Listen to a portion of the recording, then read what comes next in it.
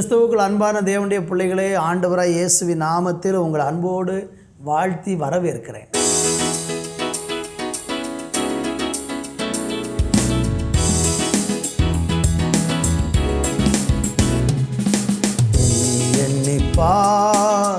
எண்ணிப்பார் Ebenezer செய்த நன்மைகளை.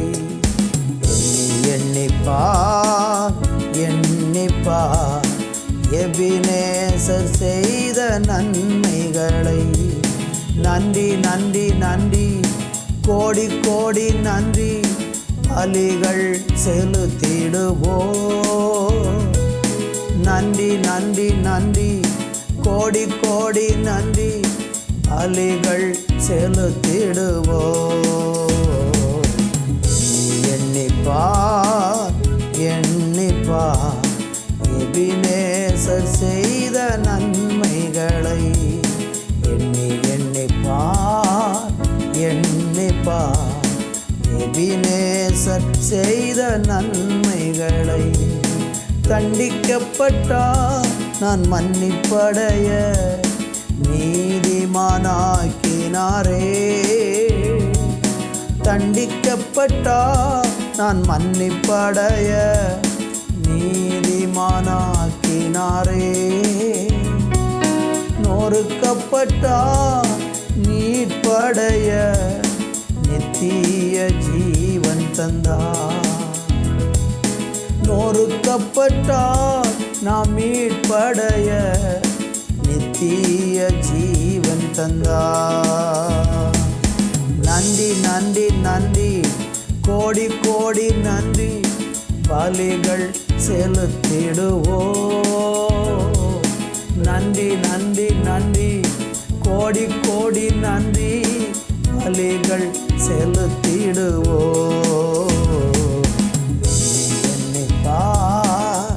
எண்ணிப்பார் Ebenezer செய்த நன்மைகளை.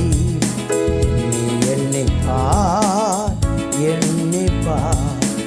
எபினேசர் செய்த நன்மைகளை. ஆண்டவரே, எங்கள் வாழ்க்கையில் நீங்கள் ஏராள நன்மை செஞ்சுருக்கீங்கப்பா. அதை எண்ணி பார்க்கிறதுக்கு ஆண்டவரே எங்களுக்கு ஆயுசு நாட்கள் போதாது. செய்த நன்மைகளை நினைக்கும் போதெல்லாம் எங்களுடைய உள்ளம் மகிழுகிறதப்பா. நீங்கள் ஆராய்ந்து முடியாத அற்புதங்களையும் எண்ணி முடியாத அதிசயங்களையும் செய்கிற தெய்வம். இன்றைக்கும் ஆண்டவரே அப்படியே நீங்கள் அற்புதங்களை செய்கிறீங்க. கரங்கள் ஒப்பு கொடுக்குற இயேசுவின் நாமத்தில் பிதாவே, ஆமேன் ஆமேன்.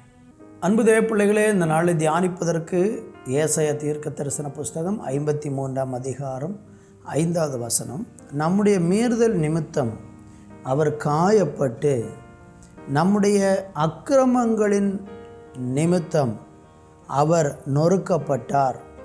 நமக்கு சமாதானத்தை உண்டு பண்ணும் ஆக்கினை அவர் மேல் வந்தது.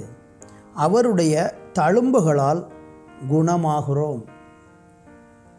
அருமையான தேவனுடைய பிள்ளைகளை, வாசித்த இந்த ஏசாயா தீர்க்க தரிசன புஸ்தகத்தில் 53ஆம் அதிகாரம் ஆண்டவராகிய இயேசு கிறிஸ்துவனுடைய பாடுகளை குறித்து 700 வருஷங்களுக்கு முன்பு, இயேசு பிறப்பதற்கு 700 வருஷத்துக்கு முன்பதாக ஏசாயா என்ற தீர்க்கதரிசியின் மூலமாக முன்கூட்டி சொல்லப்பட்ட ஒரு வசனம். அதில் கடைசி வார்த்தையை மட்டும் நான் உங்களுக்கு சொல்ல விரும்புகிறேன். அவருடைய தழும்புகளால் குணமாகிறோம் என்று சொல்லுகிறார். குணமாகிறோம்.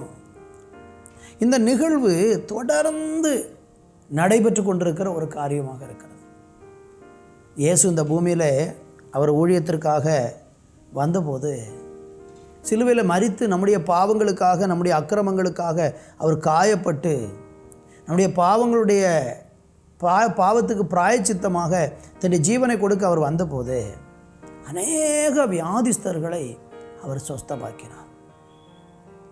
மத்தேயு சுவிசேஷம் 5ஆம் அதிகாரம் 35 வசனம் சொல்லுகிறது, பின்பு இயேசு சகல பட்டணங்களிலும் கிராமங்களிலும் சுற்றி நடந்து ஜெப ஆலயங்களில் உபதேசித்து ராஜ்யத்தின் சுவிசேஷத்தை பிரசங்கித்து ஜனங்களுக்கு உண்டாயிருந்த சகல வியாதிகளையும் சகல நோய்களையும் நீக்கி அவர்களை சொஸ்தமாக்கினார்.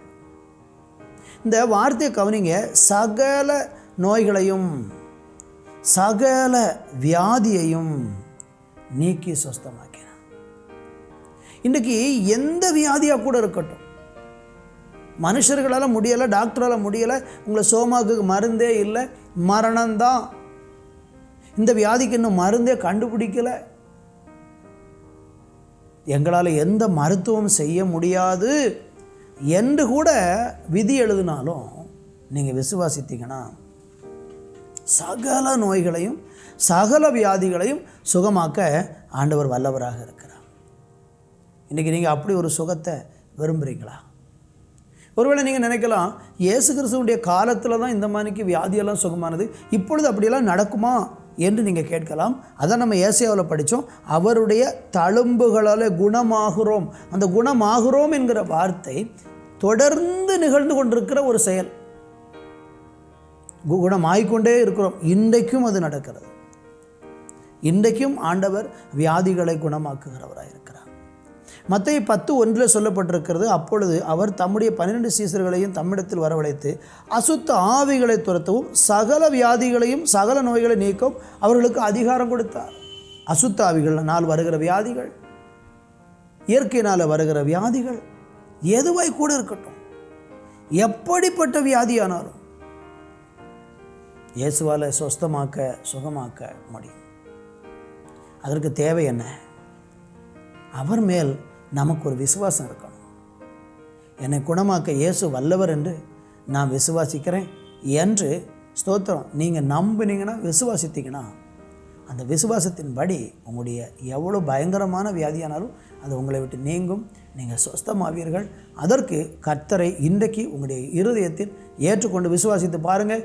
சகல நோய்களையும் அவர் குணமாக்க வல்லவராக இருக்கிறார். நல்ல தகப்பனே, சுகமே ஆகாது, மருந்தே இல்லை, மனிதர்களால் கைவிடப்பட்ட நிலையில் என் வியாதி குணமாகுமான்னு ஏங்கி கொண்டிருக்கிற பிள்ளைகள் இந்த ஜெப நேரத்தில் ஒரு வல்லமை அவருடைய சரீரத்துக்குள்ளே இறங்கட்டும்.